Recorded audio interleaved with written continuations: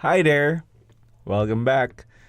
So, expanding on the previous illustration for option number 2, let's assume that Miss Afa reported the following quarterly information for 2019. So, she opted to use the second option, which is the 8% option, and she reported the following gross sales and receipts. Remember, the gross sales would be relating to her sari-sari store or retailing business, and the gross receipts would pertain to her salon business. So you have their first, second, third, and fourth quarter.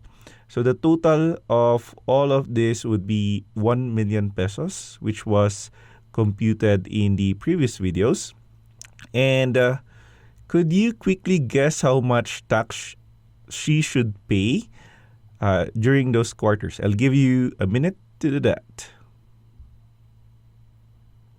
All right. I hope you tried answering the tax payments of Miss Afa during those quarters from the first until the third quarter as well as the fourth quarter. And let me show the answers. So for the first quarter, she will not pay any taxes because remember, the first 250,000 pesos gross sales and receipts is not subject to tax or is tax exempt. And she would have to pay this amount or file this 1701Q on or before May 15. And remember, she will no longer has to pay any percentage taxes. So you have there the second quarter. So she paid 14,000. That's 175,000. Or another way to compute it is 250 plus 175,000 less 250,000 times 8%, and that would be 14,000, and it will be payable on or before August 15. The third quarter, again, it should be cumulative. So 250 plus 175 plus 200,000. The total of the 3 quarters less 250,000 non-taxable sales and receipts. Multiply that by 8%. You will get an amount which you would reduce by 14,000 tax paid. And so on and so forth. So let me show you a computation for the last quarter. So you have there 750,000 times 8%, that will be 60,000 pesos for the total of the year. So this would be for 1701A.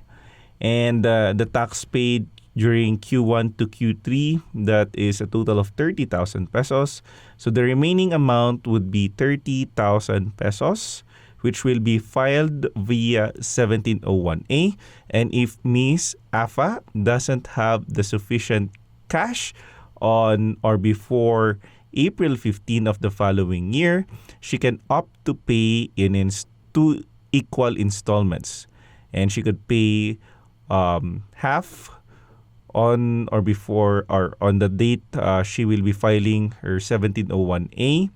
And the second half or the second installment will be paid on or before October 15. Okay, so I know there's a lot. You might be having difficulties still understanding all of these matters. Don't worry, we'll be having supplemental discussions in this course via our various articles that will be posted or will be included as part of this online course. All right. Thank you very much, and see you in the next video.